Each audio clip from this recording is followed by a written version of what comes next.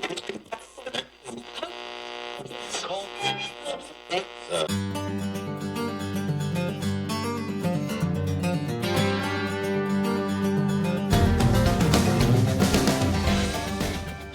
and gentlemen, welcome to this episode of the Stable Living Podcast. My name's Shane Jacob, your host, and I thank you for taking your time to be here with me today.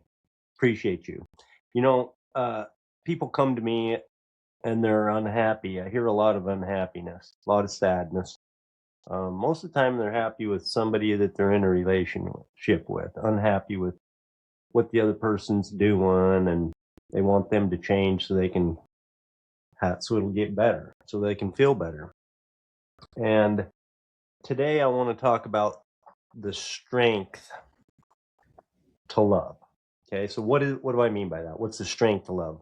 Most of us want to feel like we have the ability to love other people. We also want to feel like we're loved. We want to feel like we're there for somebody, like we can be there. It's not just about ourselves, but we want to feel like we're there for somebody else. Like Brene Brown said, that we're hardwired for connection. And I think we can all agree that that's true. Part of our emotional well-being is feeling love. We have these emotional needs that we need to feel like we belong, like we're significant, like we're important, and we need to connect with other people. We need to feel like that we can connect with other people in order to be healthy mentally. Okay, and if our needs are being met, if those things that I just described, we feel like that they're being met, we have good thoughts about them, we're having those feelings of significance, of belonging, of connection, then we're in decent mental health. Okay. Most of us want to love our spouses, love our kids, love our family, love our friends. We want to support them. We want to do our best to do what we can so that they feel like we're there for them. And most of the time we want to help to feel their emotional needs just like we want our needs met. And all this is hunky-dory. I mean, it's just easy when it's easy, but it's not always easy. Okay, and what about when it's not easy? What about when the people that we love do something we don't like? Then what? What about all that behavior that they do that we can't stand? What about all the things that they say that, boom, oh man, that hurt so much? What about the broken trust? What about the dishonesty? What about what we think that they think about us? Okay, what about all those things and what they mean about ourselves and our own value?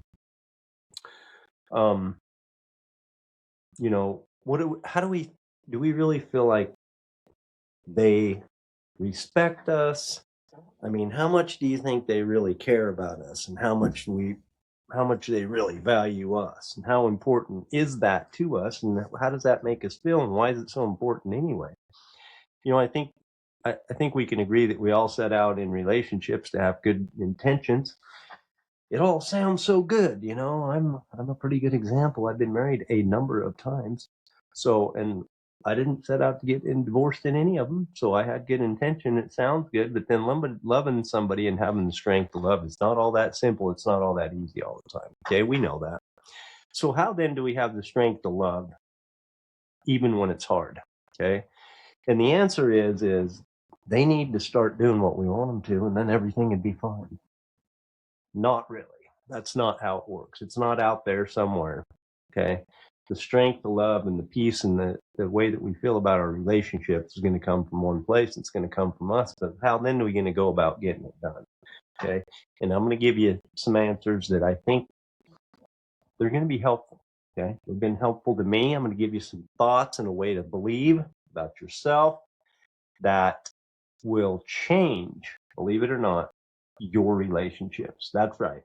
What you think about you will change what's out there in your relationships, and what you think about your relationships, which therefore you will feel different about your relationships. Remember, a relationship is the sum total of your thoughts about it, about the other person. Wow. Say that again. A relationship is the sum total of your thoughts about the other person in it. That's what it is. So guess what? The way that we think is what determines the quality of the relationship. End of story.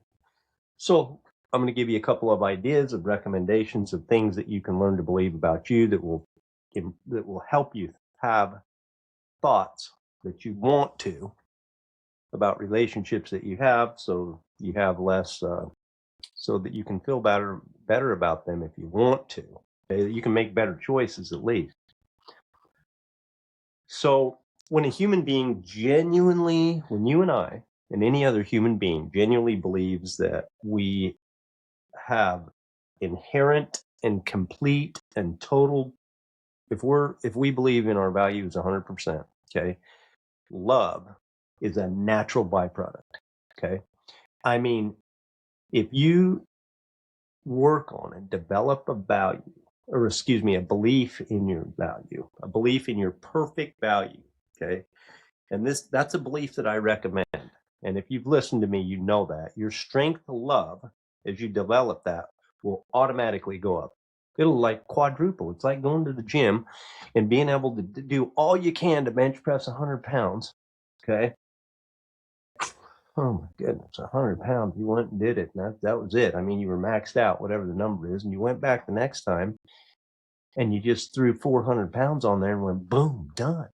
That's how it works. When you change what you think about you, your strength and your ability to love is a natural byproduct and it just shoots up. And guess what? Your results change incredibly. So here's how that works. The belief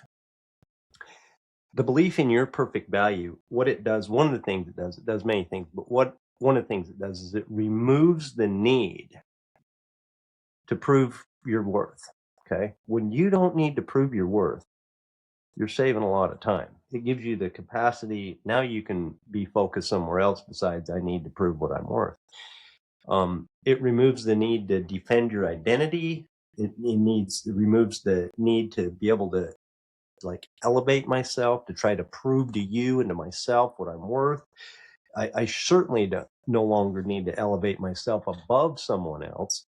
Okay. And so when my value is no longer, your value is no longer something that needs to be earned, it doesn't need to be protected, it doesn't need to be figured out or negotiated in either way, then we don't need to do things like we don't always have to be right about everything. We don't have to be superior or feel like we're above. We don't have to feel like we're more important in order to feel secure. Okay. And this internal security that we've created for ourselves creates emotional stability. And what that does is all of a sudden now we can accurately and clearly see our own strengths without exaggeration. We can see our own weaknesses without shame. We can see them for what they are because we don't have to attach meaning to them. That's just it. When I separate this behavior over here from my value, okay, when I believe in my perfect value and I know that nothing I've done or haven't done, none of my behavior are the things that my strengths and weaknesses and all these things that I do is my behavior. None of that has to do with any of this. I can look at my behavior in an open, clear, uncluttered, unslanted, what's the word I'm looking for? In an honest way. Okay. In an honest, slanted, I'm thinking of political, in a clear way, in a clear and honest way. That's how I can look at it. I don't have to make up for my weaknesses and pretend they're not there and do all kinds of stuff to cover it up and feel bad about what I did, my weakness. I don't have to feel bad about it. I can look at it and say, that's something I'm going to work on. That's something I'd like to do better at. And I can look at my strengths and I can take it and I can feel it and I can appreciate it, but I don't have to exaggerate it and go around telling everybody all kinds of everything so that I feel better about me, which backfires anyway. Okay. So when people come to me and they give me suggestions, they give me feedback, I'm working on some stuff in my business right now. And I go to my business coaches and they send it back and they say, no, not good enough, Shane, or you could improve here, you can improve here. Now, I have to take a look at that and say, oh man, that was my own personal work and you're telling me it sucks, and see how I just did that? They say it needs work, and I make meaning saying it sucks if I'm not careful. However, if I don't need to base my value based on what they're telling me about what I wrote in an email, okay, if I can get to that point, then I can look objectively at their feedback when somebody is trying to help me that I'm paying to have help me. I can look at it openly and be able to make progress rather than get upset, get mad, and pretend it doesn't work, and all the things that can happen when people are trying to help you and give you feedback. So feedback is no longer a threat, okay? Because it doesn't hurt my identity. Admitting mistakes. I don't have to go around admitting my mistakes and thinking that's big. It doesn't have to feel like a loss of status, okay? I can admit mistakes, and it just happens to be something I did. It has nothing to do with, my value. I did that, and if I did something that I wished I would have did, wouldn't have done, then it's easier for me to look at it objectively and say, wow, I just did that thing. I wish I wouldn't have done it. Didn't want to do it. I don't want to do it that way in the future. Here's how I can clean it up, and here's what I'm going to do in the future. And that's called progress, rather than having shame about it, not wanting to talk about it. I feel like it because I did this and then that, I'm not as good as, and all the other things that it keeps on this. I keep practicing thinking that I'm not as good as because I did something wrong, and then that belief doesn't help me get where I want to go in other areas, including having the strength to love, which is what I'm talking about here. So even when I acknowledge other people's accomplishments or their strengths, okay, it doesn't feel like it's personal defeat and they're better than me and I have comparison and all that. I have less comparison, okay? The only comparison I want to have is my 100% value is in comparison to yours, also 100%, okay? I fit into the rest of the world 100%. So do you and every other soul in it that's ever been here or ever will be here. That's the only comparison. But when I look into the world, when I know I'm 100%, I'm not 101, not 110, I'm 100, same as you. And when I know that, then I don't need to feel better. I don't need to feel better, and I don't need to focus on this shame. And when my time and my attention is not focused on this need that I have to feel okay with me, okay, because I've worked on developing a belief in my own value, my own worthiness, my own deservedness. My time and attention doesn't need to be focused on that in the relationship. It doesn't need to be all consumed with protecting myself. What happens is I've given myself the ability to be curious and respectful, more curious and more respectful of other people. It just increased my capacity. Okay. I can listen more. We always hear that. Listen, shut up and listen. Listen to what they're saying. Try to understand, be empathetic. And all the time we're sitting there listening, trying to decide what they're saying means about us and how we're going to counter and how we're going to make ourselves be okay in the whole thing.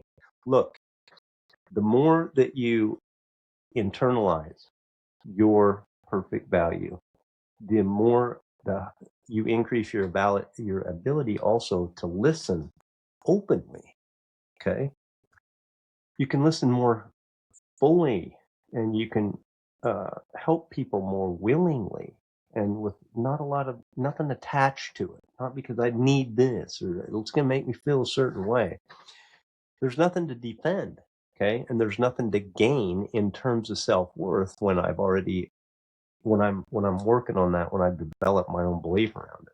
When you fully accept and love yourself, you need less. That's what it comes down to. You're more self-sufficient. Okay. You are actually filling some of your own emotional needs. Now, I'm not to say that we don't need other people. We do need other people. We do need to feel connected, but we don't need to rely on them for the way that we feel about ourselves. Period. End of story. That's called emotional adulthood instead of emotional childhood. It's called emotional responsibility. It's called being more self-sufficient. Okay. In a belief, we become more confident, which allows us to stand strong, be 100%, not above. Okay. We don't have to stand. We don't have to ever feel like we're better than somebody else. It's not even a thought that even comes our way. Okay. As we begin and over the course of the development of this belief. Okay? And it's not something that you just, hey, oh yeah, I got that now. What's next, Shane? No, it's something that you work on every day. And here's why. If you forgot, here's a quick reminder. This is a recap. Here's why. Because everything that you're doing right now and everything that's happening to you, all the input that your brain's getting, which includes everything that you do and everything that happens to you, your life experience is being input, and your brain's constantly making meaning about what that means about you. So if you're not intentional about what it means about you, consistently ongoing as a part of as a skill that you develop over your lifetime, then what's going to happen is your physiology is going to take over. Your natural brain, your default brain is going to start giving you thoughts in order to try to protect you that are not necessarily, they're not going to, it's with good intent, but it's not going to help the means that you want it. It's not going to help your life. Okay. That's what it comes down to. The default is that we just don't feel quite as good about ourselves as we could. Okay. So, self-love, I used to hear that and just go, I can't believe you just said that, or I even just heard it. Self-love. It just sounds so selfish and this and that. And it's like, geez, you're focusing all this time on you. Can't you do something else?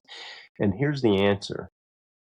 The answer is you better begin there, because everything else is flowing out of that.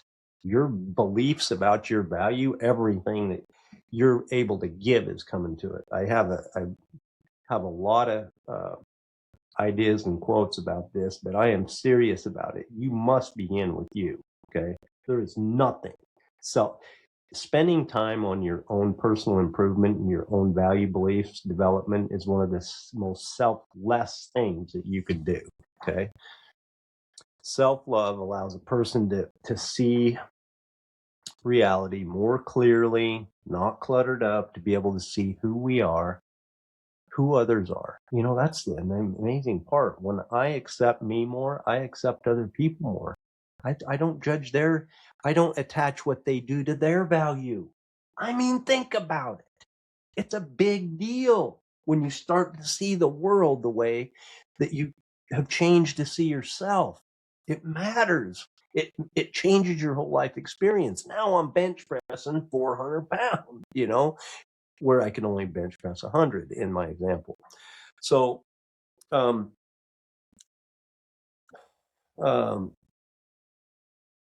our responses that we're having with other people, they're not driven by fear that somebody's not gonna like us, or we're not gonna measure up, or our life isn't trying to protect ourselves because we're afraid, okay? Because we're insecure, okay?